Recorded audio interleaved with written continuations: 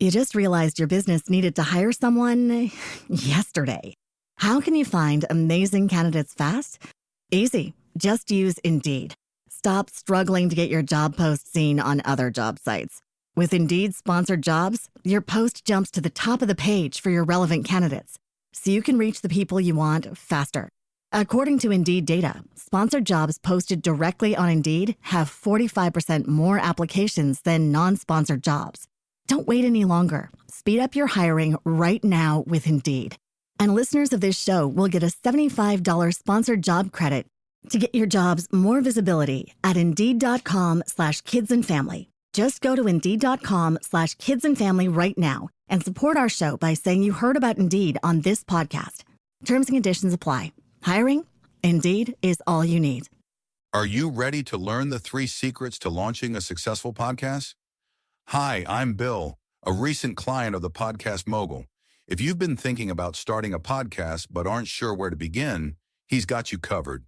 He is hosting a free webinar where he will share the 3 secrets that can help you launch, grow, and monetize your podcast without any fancy equipment or technical headaches. Click the link in the show notes to save your spot now and let him help get your podcast off the ground. Welcome to Invest in Yourself, the Digital Entrepreneur Podcast. Join the Podcast Mogul Phil Better as he interviews successful entrepreneurs that make their living in the digital world. Now, let's join your host, Phil Better, and his special guest today on Invest in Yourself, the Digital Entrepreneur Podcast. Ladies and gentlemen, welcome back to Invest in Yourself, the Digital Entrepreneur Podcast. I am, of course, your podcast mogul, your host, Phil Better. Today, I am excited to have the guy who went down to nothing. He blew up his business. The Tech Department is the name of his company. It's Dan Kirby. He also has an amazing podcast called Honey, I Blew Up the Business, or Blew Up My Business, right? Blew Up the Business. Blew Up the Business, yes. Honey, I Blew Up the Business. An amazing podcast. Your first guest was Dan Sullivan, a huge person.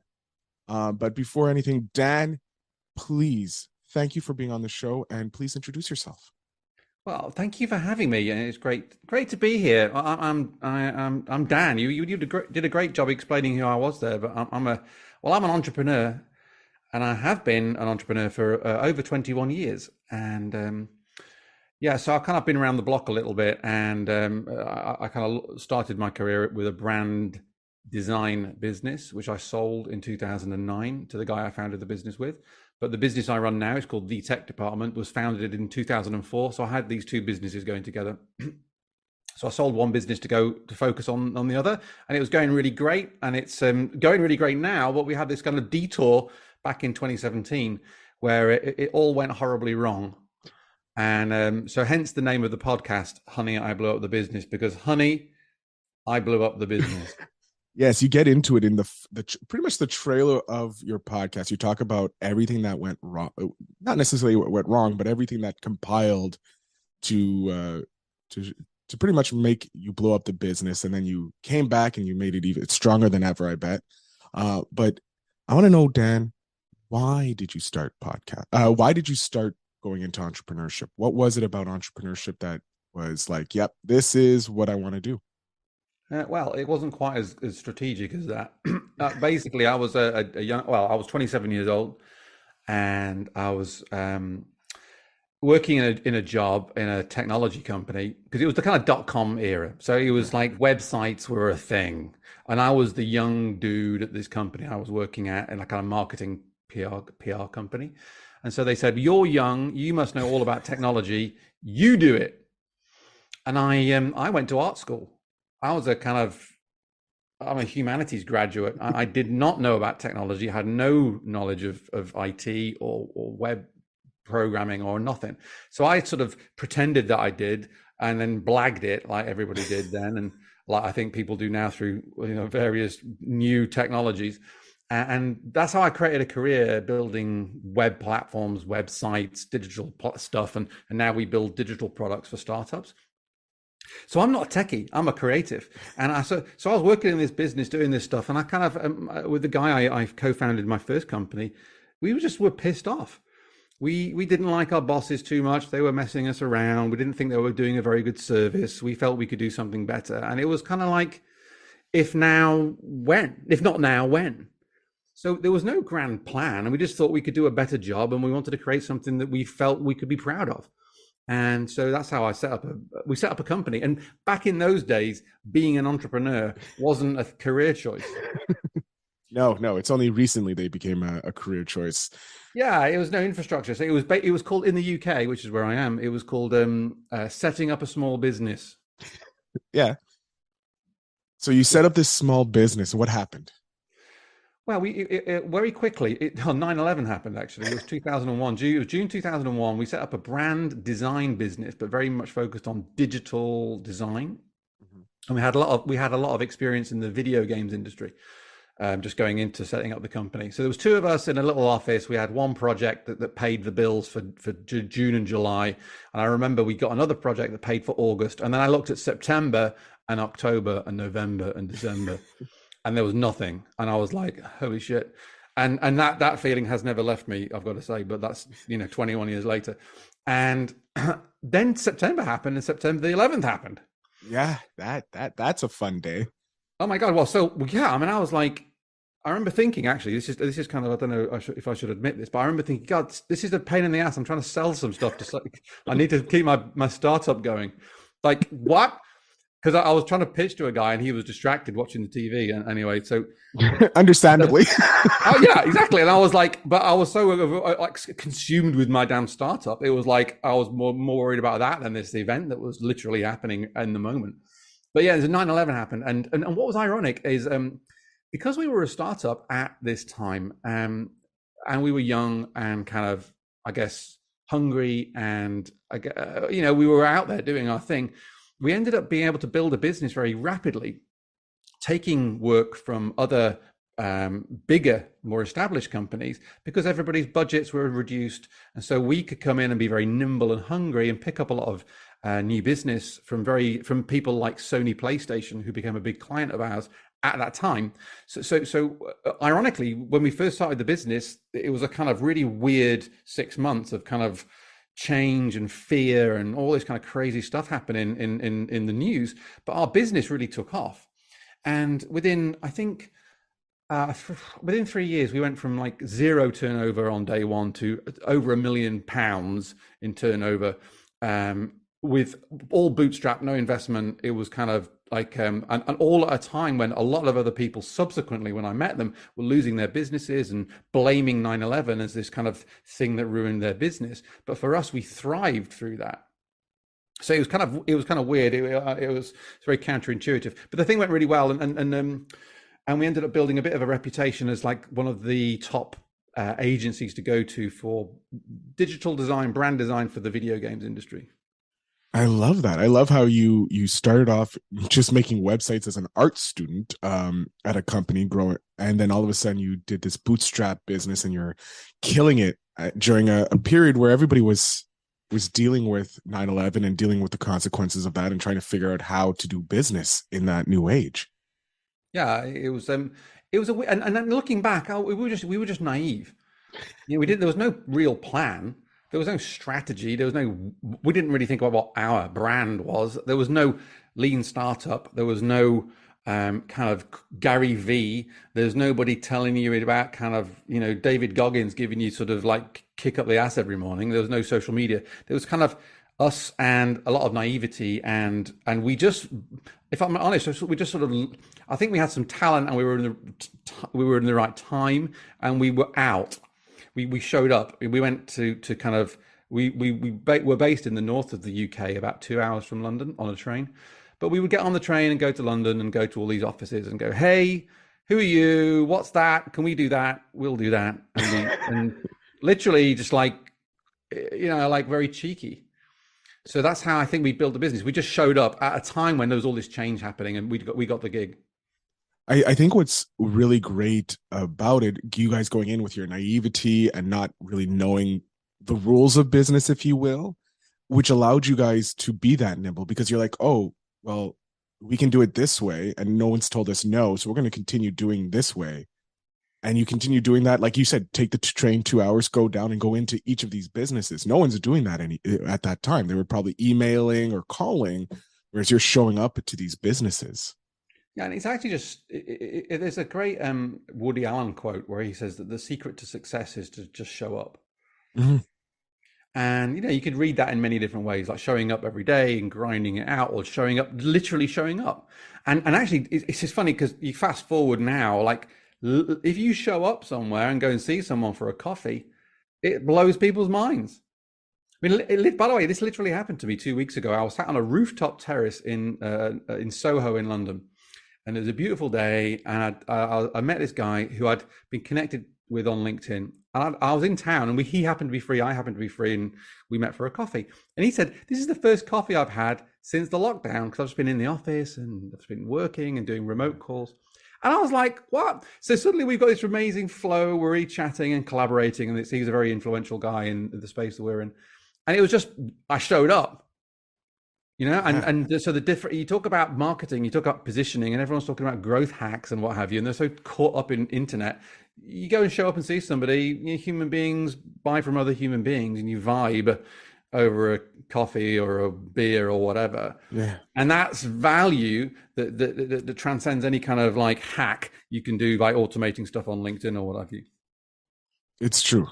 Meeting in person is so much better. I've met a couple of the people I've interviewed on this podcast in person, and the friendship just deepens. The connection just deepens when you meet in person, because it's no longer this invisible person I'm talking to. I actually can feel, touch, and it's a lot better. I want to know, when you went into, because I know you touched upon it in Honey, I Blew Up the Business, when you transitioned to the tech department and you were having all the success, and then the unfortunate part happened, the bad times that hit with your partner dealing with his personal troubles, and you were dealing with your personal troubles. I don't want to give too much away, because I want people to go and listen to the episode, because it is an amazing story that you tell in it. And the first 2 episodes are probably the best first 2 episodes I've ever heard on a podcast. So I want people to go listen to the episode to get the full thing, because your story about where you went to, what happened, and where you are now is incredible, because it is kind of like a Rocky story. It's a comeback story. Yeah, well, that's interesting. And you know, and the Rocky story is an archetypal story. Mm-hmm. Yeah, it's the hero's journey, right? And I hesitate to call myself a hero in this, but this is what it's called. And if you have ever watched Star Wars, or the original Star Wars is the good ones, that's what is based on, a framework called the hero's journey, which was a guy called, I'll put it down here. So it's a book called The Hero with 1,000 Faces by Joseph Campbell, which inspired George Lucas to write Star Wars in this framework. And it's because this is the story. This is the Rocky story. Is it basically you fall through the floor and it all goes wrong, and you've got to pull yourself back again. And I found myself living that story, and I can see it now. But what happened was I kind of, like I flew too close to the sun. My after hubris comes nemesis. I had a very successful company. We were winning lots of awards. We were traveling all over the world. So I'd been named one of the top 25 most innovative people in Europe, Middle East, and Asia. And then we were invited to take an event series to Austin, Texas for South by Southwest conference to represent the UK in the tech festival. Wow. And so I'm literally and we'd grown the business a lot and had a record quarter. And, I thought I was kind of hot shit, and we've been doing it for kind of 13 years. And I thought, yeah, I know, I've figured it out. I'm the guy. And I was kind of cruising around, in my international travel and awards and what have you, and thinking, yeah, I've got it sorted. And it turned out I hadn't. I was just not paying attention to the business. I'd kind of disconnected from it. There was things that weren't right, but I'd built a management team, and I was like, no, you're running it. I'm doing the fun stuff. And then all the chickens came home to roost, and I sort of, after flying too close to the sun, zoomed crashing towards the floor. And again, please check out the trailer, and thank you for the feedback on it. And every episode is really fascinating, because what I do is I speak to other entrepreneurs about the times when it went wrong for them. Yeah. And part of my mission, by the way, in all this is to help other entrepreneurs, maybe you listening, to two things. One is to don't do the stupid mistakes I made, right? Right, so learn from mistakes, because we all make them. And you don't get out of this without hitting your nose on the floor a lot. right? And the second thing is to provide a kind of sense of community and a sense of maybe, you know, sometimes when you're leading a business and you're an entrepreneur, it can feel and is lonely. Yeah. And you make mistakes and you feel like a doofus. You feel stupid. You feel maybe shame. You maybe messed something up, lost some money, burned something, got drunk and made an asshole of yourself at a party. You know, these are all things that we get that happen to human beings, and you can kind of beat yourself up a lot. But my kind of the purpose of the podcast is to sort of say, hey, listen, this is the way it is. This is the real what goes down, and we're all part of the same tribe. Right. So we're all part of a gang that's out trying to walk this narrow path, which is very, very difficult. And just be aware of I was like self-sabotaging basically. And that's why the business blew up. And I was able to save the business. And we, through lots of blood, sweat and tears, turned that around. And it is now doing better than ever. It took a lot of effort and a lot of risk and a lot of kind of, but most importantly, a lot of my opening up and my personally needing to sort of grow. And so going back to our hero's journey story, the thing I learned after I fell through the floor was I had to fight a load of demons and dragons and get the kind of win the gold. You know, if you think about something like all these stories, you win the battle. But the point is you're kind of learning about yourself, and I can come back now and share that information with the world. And that is, by the way, the third part of the hero's journey, is to share what you've learned in the underworld, in the sort of place where it all goes wrong, and share it with people. So my mission is to share what I learned, and what I learned was to sort of get over myself and to be much more grounded, and to sort of, that's how you run a successful business. I love it. And that's a great tip for entrepreneurs starting this. So always stay humble, because the minute you start letting your hubris grow, there's the opportunity you're going to fly too close to the sun and then hit that drop, and it could be devastating to you.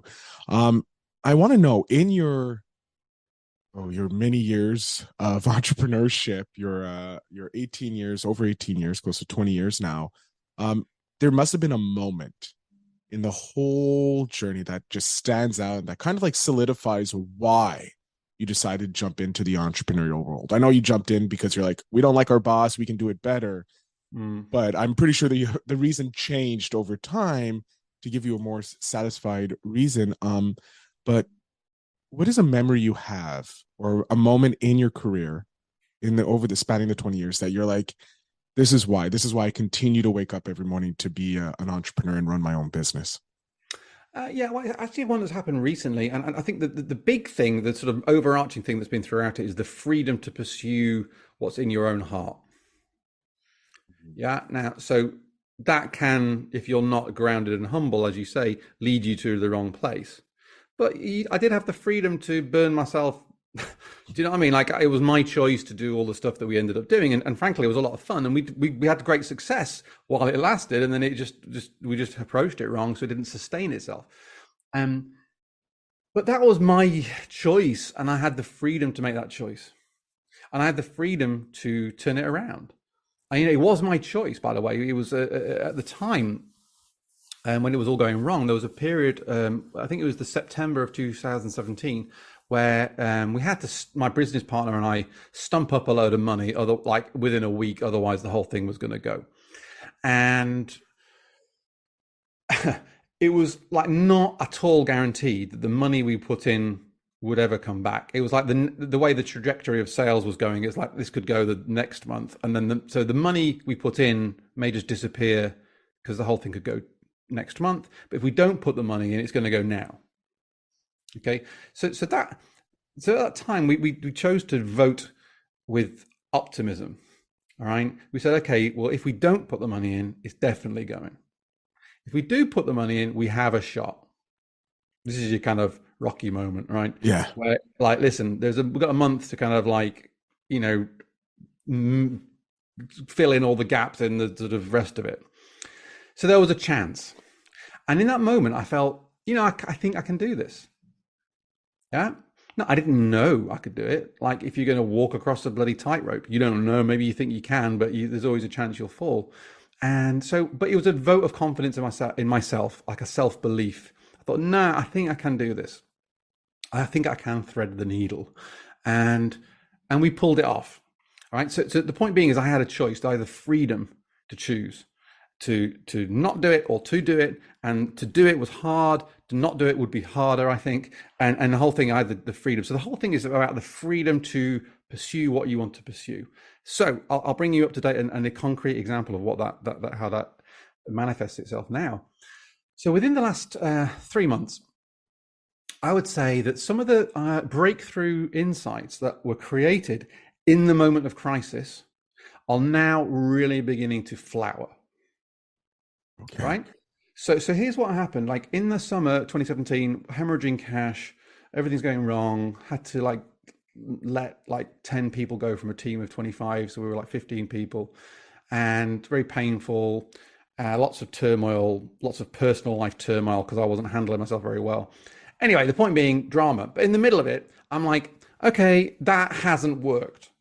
Yeah, my hubris is now broken, and I cannot argue that I've done a good job here. All right, so I had to kind of get over myself, and in that kind of like the quiet in the middle of the storm, I was like, well, okay, what have I done wrong? And what I realized was that I was kind of serving the wrong God, as it were, serving the wrong interests. Like I was kind of the business I built was doing really, really great, interesting, cutting edge technology projects for big companies. People like Microsoft Advertising would phone us up and say, hey, we're doing a world first. Well, we had an idea, for a world first augmented reality thing for a big store in the UK, in London. Could you create it? And we would create it and win awards and, very cutting edge, high profile things like that. But it was kind of like, wasn't really making an impact or notice. It was fun, but wasn't making a real improvement to the client's business. And I thought, yeah, I've built a business that's basically selling like froth. Yeah. All right. And so the problem is that the guys commissioning it, like the innovation manager and these big companies, would be like really into doing the idea, but the chief financial officer or the financial director are like, how much for an app? Like, we've already got an app. And they're like, yeah, but this one's got, blockchain in it or something. And something that's new but doesn't really substantively add any value. I'm not saying blockchain does or doesn't, but like new technology. It doesn't provide immediate value, yeah, where they can quantify how much they're going to make from it. Yeah, quite. And and then it was just at the time, just after Brexit, and everybody got really weird over here with like what the future was going to look like and all that stuff. So the point was that it got a bit wobbly in the economy, and everyone just stopped spending money on frothy, exciting new technology stuff. And so as my business is collapsing because of that, I'm like, yeah, if I'd have built a business that genuinely used technology to genuinely improve its clients' businesses, and we can quantify that and measure that, that would be a better bet to avoid the situation I'm in now, the pain I'm feeling right now, than the thing I previously did. All right. So that was the insight that happened to me. And I only got to that because I was in the middle of this painful experience. And then, so we subsequently created a method that sort of does that. So we build digital products for people now. And when we build them, we measure every time we iterate on anything, what happened. And then we align that with what the vision of the client is, and then deliver against that, as opposed to creating the perfect solution or the latest solution or the most clever solution or the thing that's going to be most beneficial to me personally. We serve the interest of the client and then go with them for the long term. All right, so hold that thought. This thing we call the tech boot camp, this method. So it was within the last 3 months where really, I would say, we kept doing this thing, we kept running the process, we kept training the team, we kept on winning on new business, and we're now working with particularly impact-led startup founders. And I'm telling you, this thing is just the competitive advantage, the method we created, because the people we're talking to, the founders we're talking to, they really need this to help them grow their business without wasting a lot of money in a climate where it's difficult to raise funds. So our approach helps them spend less money, but do it more wisely. So they need to raise less funds from investors, which is difficult to do. Yeah. So the whole thing is the satisfaction I feel. To answer your question, to 5 years later, after pursuing something I believe and knew to be true in my heart because I felt the pain in the moment, to pursue that and find remember you call it product market fit or the circumstances shift, to find when that actually works is blowing my mind. So yeah, it's kind of like, that's the kind of thing that makes me want to be an entrepreneur. I love it. We're coming up to near the end of the episode, and I hate this because I don't want to say goodbye to you, Dan. But I have two more questions for you, and then I'll let you go because I've taken a lot of your time, and I thank you so much. Is there a book that you suggest to entrepreneurs to read just to start their journey, or if they're facing a difficult moment, like you, since you faced this difficult moment, you faced your hubris and came out on top? Is there any books that you can suggest to entrepreneurs to read so that they can feel if they're in the same spot you were in? Yeah, there's a couple, actually. One is just the big thing you need to work on is yourself. All right. And the number one thing you need to realize is your mind isn't necessarily your friend and when it's under pressure, or your emotional responses. Yeah. So there's a book called The Chimp Paradox, which I would recommend. It's a British guy, but he's advised a lot of very top athletes and what have you. It's about how you manage your mental state and very characterize your more primal responses as a chimp response. Like a chimp believes it's in the jungle, and so it's fighting and paranoid and everything's black and white and you run away. So understand yourself, and that book's a great starting point and really helped me. The second one is Ryan Holiday's The Obstacle is the Way. Yeah, it's a book about Stoic philosophy and how it applies to, various circumstances, but how often when something, quotes, bad happens, or something unexpected happens, you want to get it off your desk as quickly as possible and then move on to where it's good and normal. But actually, Holiday's argument, he quotes the Stoic philosophers, but the argument is the obstacle is the path you need to take. And actually, the answer to solve the problem that you're facing is within the problem. So you hug it close. I like that. I'm definitely going to be picking up both those books. So they seem very, very interesting. Now we're coming up to the last question. This is a question that sparks conversation. I really love it. It's by Seek Discomfort. If you've listened to the episodes in the past, the Yes Theory company that helps people push their boundaries. So my question to you from the game is, who is someone you look up to, but you've never met? Do you know what? I'm trying to think. Oh, do you know what? Robert Greene, the author. Oh, I love his books. Yeah, well, I've been really following him on Instagram, and he puts out these reels where he's edits of interviews he's been on. And I've got to tell you, I'm really kind of falling in love with this guy's brain because I wasn't really. And this is quite new. I had bought the 48 Laws of Power just because it was quite notorious, and I never really read it. I think I was put off by its kind of notoriety.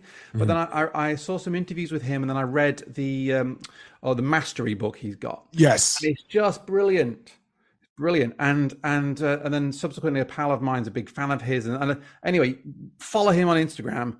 It's just gold. Every single sequence. And so I think what I like about him is he's very well read, but he's very practical, and he just seems like an interesting guy. So and I bet he's got some stories. Oh, I can only imagine the stories that this man has from the people he's talked to. And I have both Mastery and the 48 Laws of Power. They're both amazing, but I do agree. The 48 Laws of Power was a sludge to get through because it's not the typical type of book you read. Dan, I want to thank you for being on the show. I'm going to jump off the screen for a second. I'm going to allow you to let my audience know where they can follow you, how they can get in contact with you. And so the floor is yours, sir. Well, that's great. Well, you can find me, search up Honey, I Blow Up the Business on your favorite podcast provider, Apple, Spotify, or what have you. And you can find me on Twitter and Instagram at the Dan Kirby, THE. There's only one Dan Kirby, the Dan Kirby. And I'm on LinkedIn. Just search for my name. And the company is the Tech Dept department, thetechdepartment.com. So check us out. And and hopefully if you listen to the podcast, you might get some value. And like the first couple of episodes are great. The trailer is a real rip-roaring story. And Dan Sullivan is a fantastic mentor of mine and coach who I was coaching with it that year when it all went wrong. And he seriously helped me turn things around. So it's full of wisdom. In fact, he talks in the first episode about how his worst day was his biggest breakthrough. Yes, that was a That was a great story to listen to. How he tells the two worst days of his life were also the best days of his life. So it's an interesting take on it. Dan, I want to thank you again for being a guest. It was an amazing opportunity to talk with you twice and having you in my network. I can't thank you enough for being a guest on the show and sharing your story. Well, it's my absolute pleasure. And listen, thank you for having me. Excellent. To my audience, as you know, always the show notes will have all the links to connect with Dan and see what he does. And I definitely highly suggest you listen to his podcast. It takes you to a different world, and it lets you know that even if people are super successful, they've had horrible days and horrible months and years. So go ahead and listen to that. And remember to always invest in yourself.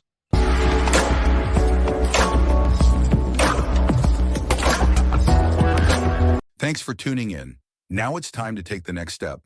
When you're ready to dive deeper into how to launch, grow, and monetize your podcast, Phil's got something special for you. Join him for a free webinar where he'll reveal the 3 secrets that have helped countless entrepreneurs succeed in podcasting. Click the link in the show notes to save your spot, and let's turn your podcasting dreams into reality. You just realized your business needed to hire someone yesterday. How can you find amazing candidates fast? Easy. Just use Indeed. Stop struggling to get your job post seen on other job sites. With Indeed sponsored jobs, your post jumps to the top of the page for your relevant candidates, so you can reach the people you want faster. According to Indeed data, sponsored jobs posted directly on Indeed have 45% more applications than non-sponsored jobs. Don't wait any longer. Speed up your hiring right now with Indeed. And listeners of this show will get a $75 sponsored job credit to get your jobs more visibility at Indeed.com/kidsandfamily. Just go to Indeed.com/kidsandfamily right now and support our show by saying you heard about Indeed on this podcast. Terms and conditions apply. Hiring? Indeed is all you need.